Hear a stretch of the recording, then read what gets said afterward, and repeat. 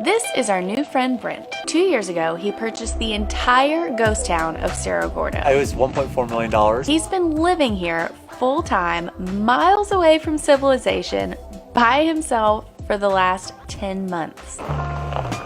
Originally it was a bunkhouse for some of the miners here. Yeah. So it was built in 1900. Generally avoided at night. This is the kitchen. Sweet. It's a cast iron stove. You got this, the microwave, refrigerator. This is not the haunted room. Haunted room's back left. So this was one of the projects over the summer. Because this building originally had like carpet in it. Yeah, the floors look great. I sanded it myself, so I'm pretty proud of it. That's awesome. It's beautiful. And they just left Everything. Gosh, so much history here. That was the Gordon house, and then this house across is the Belshaw house. It was owned by a guy named Mortimer Belshaw, and he's the one that really made Cerro Gordo what it is today. Kind of like Jeff Bezos back in the day or something. Yeah. This is like his original house, and next to it, he had a personal chef. So that was his cook's house. Right across the street was his general store. It was like the general store where they sold all the supplies. In the back was a butcher shop.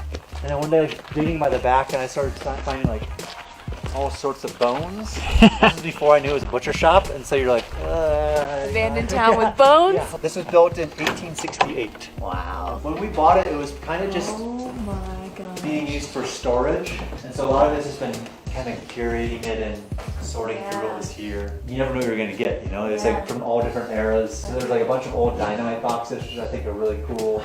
So this is what they're mining here. This is galena, which is like a silver lead ore. If you feel it's quite heavy. Oh, wow. This is probably my favorite find. Like down in one of the mines, I found this jacket. If you feel it, it's really stiff and it's well preserved because they rub wax into it to make it waterproof. And he was able to date it. That's 103 years old. That's awesome. So yeah, like every day back in the mines is like a treasure hunt. Like these are original dynamite instructions from like the 1800s, and it's like that wax paper. I feel like this is all stuff that I shouldn't get to touch. Yeah. Hey guys. They're new additions to the property. The star of the goats is definitely Tofu.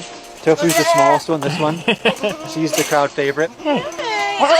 Okay, here we go. Who's first? Be nice. Be nice. Oh, sorry. Oh, look at Tofu being all sweet. You want to hold Tofu? Yeah. Hi. Oh. Hi, little girl. She's like a really big, fat puppy with horns. I can't believe I'm holding a goat. This was the assay office. So the assay office is where they tested the quality of the minerals coming out of the mine. So they would say, oh, this is 18% silver, this is 25% silver. And what I think is kind of an interesting contrast is that they would determine whether they were rich or not there. And then this used to be one of the original brothels. So it's like they would strike riches and immediately go to the brothel or some interesting setup like that. Come on in. That's like one of the original bars from the town. So they would stamp at Cerro Gordo, so that way if anybody got caught with the bar that wasn't supposed to have the bar, obviously they'd be in a lot of trouble. This is silver? Silver and lead mixed, yeah. Even if you were to tell me that bar was $10,000, I would still keep it just because it's part of the history here, and I haven't seen any other Cerro Gordo bars since. So I feel like you have a pretty good vantage point from here. Yeah. How much land do you, like how many acres do you own? The property is about 400 acres. Okay. And so about 100 of it is here. So it goes to like the peaks and valleys above us. And then if we were to go to the saddle right over there, then it looks into Death Valley National Park, and we have about 300 acres over there. And originally this building was like a mechanic's garage to work on the wagons and stuff. Over the years it became a church. All right, so I just picked up a couple lights and we're about to go check out our first mine. Brent's done some renovations to this one. I recently flattened this with the backhoe because that's the mine, and my hope one day is to create a cabin here because the views of Mount Whitney and then the town would be beautiful. And then I want to create like a bookshelf here, and you'd slide the bookshelf and it would show my secret private mine. And I'm even gonna like backfill it so it looks like the mountain, so you'll never know a mine was here unless you open up the bookshelf. So you have to have some like Willy Wonka like hidden stuff up here, you know, in a ghost town. This is the brightest flashlight in the world. Is that like a true statement? Yeah, like actually the bright. See, it's just like boom. Whoa, I don't even need my headlamp. I know. This is crazy. Wow. So yeah, this is like an actual silver mine, and I think a lot of times when people see stuff, there's fans inside of the flashlight. Oh, okay.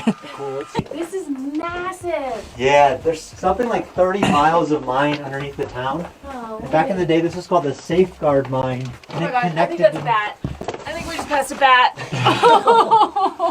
So it's a bit messy back in this mine because Oh, wow. couch is not easy to drag back here. Did you do this by Get yourself? this back here. There's a lot of dragging and a lot of time on my hands. Can you imagine just opening the bookshelf to the cabin that you're staying in, walking 100 yards down a mine, and then just having this place to hang out? Yep.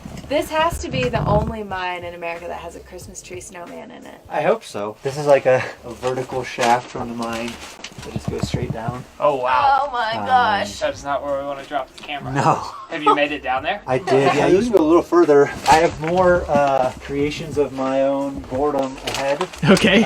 which include a mini golf course. No way. You are like the Willy Wonka. You know, I got too much time on my hands. That's so creepy. Excuse me, ma'am. And this is another kind of, I'd be careful. Yeah, thanks. Just another, I'll do the light, just another kind of sketchy pit to. Wow. Oh gosh. Makes my stomach funny. Oh, that's deep. Okay, no, we'll be completely dark. Let's do it. Okay, just don't move. All right. Ready? Nobody 3, step. 2, yeah, don't move. 1.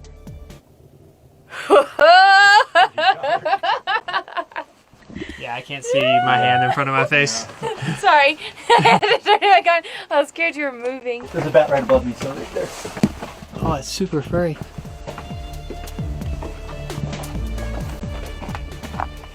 Woo, that's a big transition.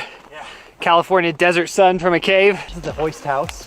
Inside is the Union Mine, and the Union Mine is the main mine at Cerro Gordo. It's the mine that goes 900 feet straight down, and every 100 feet there's levels to it, and they pulled something like $500 million worth of silver out of the hole. What?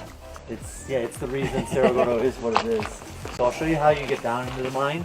But keep in mind, when I show you the cage, all of that rock we see, all those big dirt mounds, all came out of this cage. So it was just running 24/7, up and down, up and down. Wow. Well, the whole building is to support the running of this cage. Oh, this is it, huh? This cage and that cable is how everybody would go down into the mine. And so you would stand here. This goes down much like an elevator, but obviously there's no buttons or anything.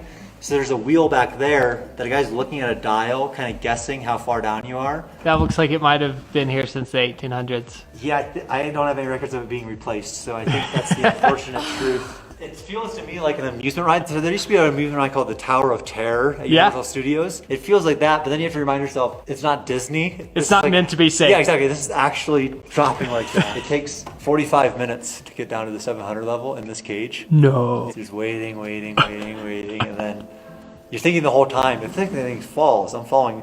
The whole shaft is 900 feet. And that's the original hoist that would let people up and down. So there's a guy running it 24/7. So who is he? Who's doing this? We have a guy named Cody that operates it for us, but It if is you look bouncing. at that very primitive dial, Yep, with the that markers. shows you how many feet down in the earth you are. So far I haven't been able to convince them to waste their whole day sending me down to treasure hunt, but maybe one day I can convince them to do that. We are going up to watch the sunset. The only thing I'm not excited about is that means next time we come back to the bunkhouse, it's gonna be dark.